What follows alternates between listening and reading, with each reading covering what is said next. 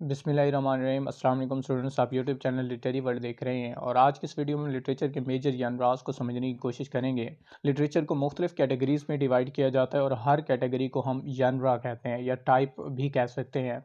ये जो word genre है एक्चुअली ये एक फ़्रेंच टर्म है, ये इंग्लिश का वर्ड नहीं है बल्कि फ़्रेंच लैंग्वेज से ये वर्ड जो है इंग्लिश में ज़्यादातर इस्तेमाल होता है। इसका मतलब होता है लिटरेचर की क्लासिफिकेशन, ग्रुप या कैटेगरी। वर्ड जनरा जो है ये खुद एक लैटिन वर्ड जीनस से बना है जिसका मतलब होता है काइंड, टाइप, कैटेगरी या फॉर्म। तो हम डिफाइन कर सकते हैं कि genre is a term used in literature to mean the distinct types or categories into which literary works are grouped. Genre एक ऐसी टर्म है जो लिटरेचर के अंदर या लिटरेरी क्रिटिसिज्म के अंदर यूज़ होती है, जिसका मतलब होता है लिटरेचर की डिस्टिंक्ट टाइप्स, यूनिक टाइप्स या कैटेगरीज, जिसमें हम लिटरेरी वर्क को जो है ग्रुप करते हैं, तकसीम करते हैं उनकी फॉर्म या टेक्निक के मुताबिक। अगर पोइट्री है तो वो पोइट्री के जनरा में आती है। और फिर पोइट्री की भी सब जनराज या सब कैटेगरीज़ हैं, जैसे ड्रामेटिक पोइट्री है, नैरेटिव पोइट्री है, लिरिक पोइट्री है। इनको भी हम जनरा ही मानते हैं या सब कैटेगरी ही मानते हैं। बेस्ट एग्जांपल्स जनरा की पोइट्री, प्रोज, फिक्शन, ड्रामास, ये सारे जनराज ही हैं। सबसे पहला जनरा जो हमारे पास है वो पोइट्री है। पोइट्री को इस तरह डिफाइन किया जाता है कि मैट्रिकल composition that conveys certain truth. ये एक मीटर की शक्ल में ऐसी कंपोजिशन होती है जो कोई ट्रूथ बयान करती है, कोई सच। वर्ड्सवर्थ ने इसे कहा था कि spontaneous overflow of powerful feelings which takes its origin from emotion recollected in tranquillity.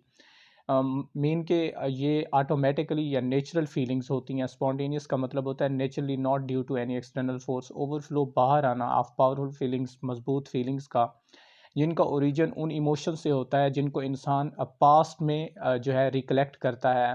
Tranquillity का मतलब होता है सुकून के लम्हात। और डॉक्टर सैमुअल जॉनसन ने इसे डिफ़ाइन किया था कि poetry is art of uniting player with truth. के पोइट्री जो है ये एक ऐसी आर्ट है जिसमें हम प्लेयर और ट्रूथ इन दोनों को मिक्स करके इंसान को डिलाइट फ्राहम करते हैं। पोइट्री के एलिमेंट्स देखें तो metre, rhyme, verse, figures of speech, इस तरह की चीज़ें यूज़ होती हैं। और पोइट्री की टाइप्स, सब टाइप या सब जनरास जो है वो नैरेटिव, ड्रामेटिक और लिरिक हैं। नैरेटिव में एपिक बैलेड्स आ जाते हैं जिसकी मिसाल paradise lost is an epic. Dramatic में ड्रामेटिक मोनोलॉग और लिरिक में सॉनेट्स, ओड्स, एलिजीज आ जाती हैं जिसकी एग्जांपल जो है ओड टू नाइटिंगेल। उसके बाद जो हमारे पास जनरा है वो प्रोज है। प्रोज और पोइट्री में वर्ड्सवर्थ के नज़दीक कोई ख़ास डिफरेंस नहीं है। Wordsworth believe that there is a no difference between language of poetry and prose. According to him only difference is between is of rhyme scheme. सिर्फ राइम स्कीम का डिफरेंस होता है कि प्रोज के अंदर राइम स्कीम या metre नहीं होता, ये सेंटेंस की शक्ल में लिखी जाती है। और पोइट्री जो है वो वर्स की शक्ल में लिखी जाती है। डेफिनेशन देखें तो prose is the ordinary form of spoken और रिटन लैंग्वेज। ये ऑर्डनरी या जिस तरह हम डेली जो है लैंग्वेज को यूज़ करते हैं ये उसी तरह का यूज़ होता है।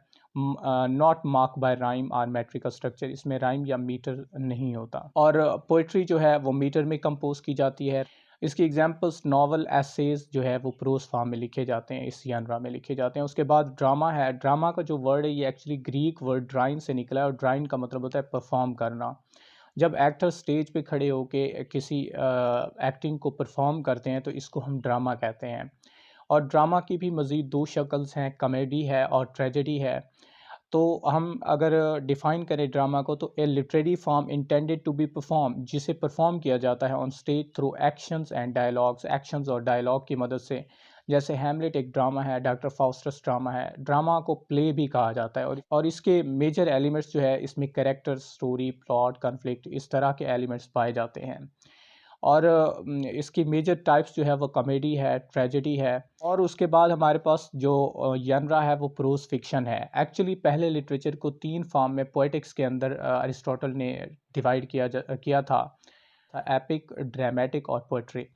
फिर जो है मॉडर्न क्रिटिक्स ने इसे जस्टिफाइबल नहीं माना। उन्होंने लिटरेचर को प्रोज फिक्शन और प्रोज नॉन फिक्शन और पोएट्री में तकसीम किया। प्रोज फिक्शन का मतलब ये होता है फिक्शन यानी कि अफसानवी, जिसे इमेजिनेशन से क्रिएट किया जाता है, जो फॉल्स कैरेक्टर पे बेस करती है, जेन्युइन कैरेक्टर पे बेस नहीं करती।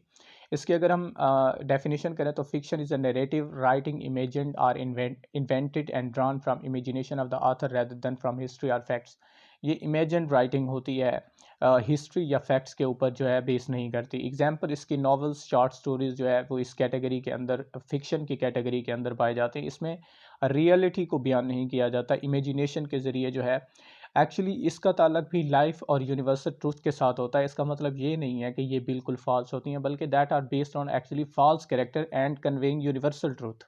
इसके एलिमेंट्स जो है फिक्शियस स्टोरी होती है, फिक्शियस सेटिंग और फिक्शियस कैरेक्टर्स होते हैं।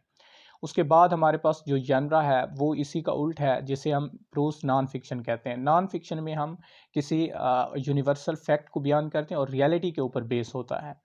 वो फैक्ट्स जो है वर्ल्ड के अंदर जो है नज़र आते हैं, जिस तरह एसेज, बायोग्राफीज़ या हिस्ट्री जो है ये एक्चुअली नॉन फिक्शन है।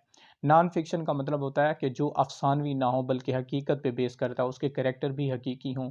अगर बायोग्राफी लिख रहे हैं किसी की तो वो एक्चुअली एक पर्सन होता है। इस तरह अगर नावल जब लिखा जाता है तो नावल के अंदर वो एक्चुअल पर्सन नहीं होता, बल्कि वो एक इमेजिनेटिव कैरेक्टर्स होते हैं। तो जब इमेजिनेशन और फिक्शियस कैरेक्टर होंगे तो वो फिक्शन होगा, और जब हम रियल कैरेक्टर्स को बयान करेंगे, फैक्ट्स को बयान करेंगे लिटरेचर के अंदर, जिस तरह बायोग्राफीज़, एसेज, ऑटोबायोग्राफीज़ या फिर ट्रैवल लॉग लिखे जाते हैं, ये नॉन फिक्शन होती है। ये टेबल की शक्ल में आगे दिया हुआ है। पोइट्री को हमने नैरेटिव और लिरिक में डिवाइड किया। एक्चुअली इसकी एक और फॉर्म भी है, ड्रामेटिक। बहरहाल नैरेटिव में एपिक, बैलेट आ जाते हैं और लिरिक में इलीजी, सोनेट्स, ओड आ जाते हैं। कॉमेडी ड्रामा की शक्ल है, और ट्रेजेडी भी। कॉमेडी वो होती है जिसका हैप्पी एंडिंग होती है, और ट्रेजेडी की हैप्पी एंडिंग नहीं होती।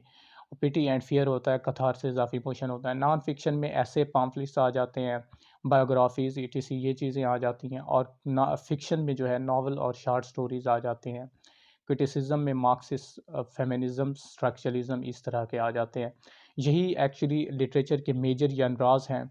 और ये जो है सब जनराज हैं, ये उनके भी सब कैटेगरीज़ हैं। Thank you so much.